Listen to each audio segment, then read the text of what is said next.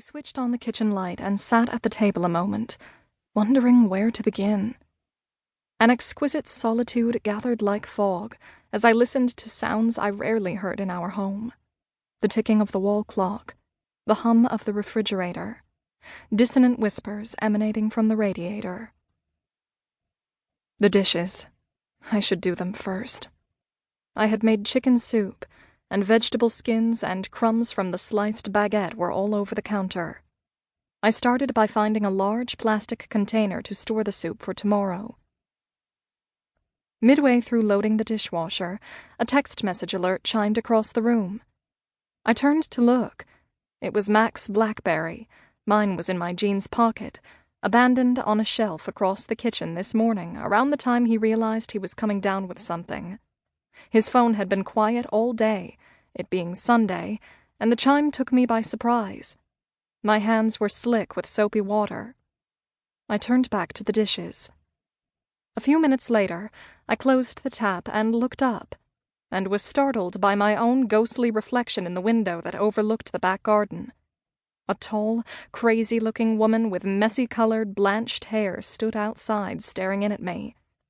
My heart jumped. "Get lost!" I waved my arm, and so did she. Then we laughed at each other. Still, she made me nervous. Mac usually stood here cleaning up at night. I wasn't used to the intensity of darkness directly in front of me, and the indistinct, mirror-like reversal of myself. If this was a typical flu, it would be days before he was better. Meantime, I would take on all his tasks, along with my own. It was still too early for bed, and I had promised myself that before the weekend was over, I would quit stalling and enroll in my spring courses. I was eking my way through a college degree while my adult life barreled forward, pretty sure that my 20-year-old classmates saw me as ancient at 38. Plus, I was a mother, and twice married. My life had been blessed and battered to a ridiculous extent. All I wanted now was to finish school so I could remake my career. Unlike Mac, in the thick of it, police work did not tempt me anymore, even though I had been good at it, and despite the fact that I now held a private investigator's license so I could work with Mac on the occasional case. The busier he got, the busier I got, but evolving into his work partner, again, wasn't my goal. I wanted to stand outside looking in, which was why I had chosen a forensic psychology undergraduate program. Well, that wasn't all I wanted. I wanted, and would always want, her back.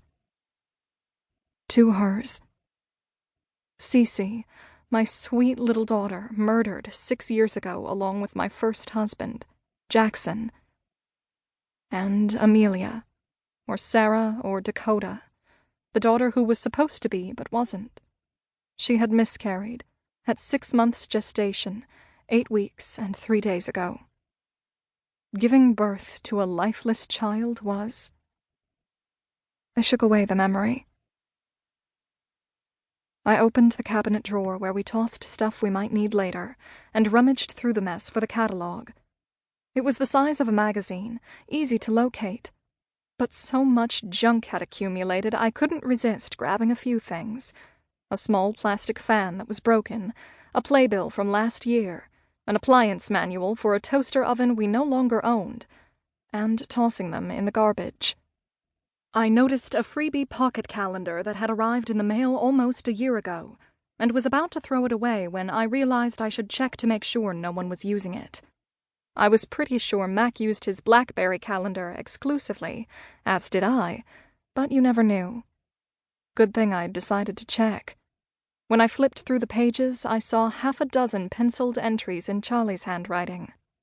I remembered her asking if anyone would be using the little paper calendar, and telling her she was welcome to it. I tossed it back into the drawer and sat down at the kitchen table with the course catalog.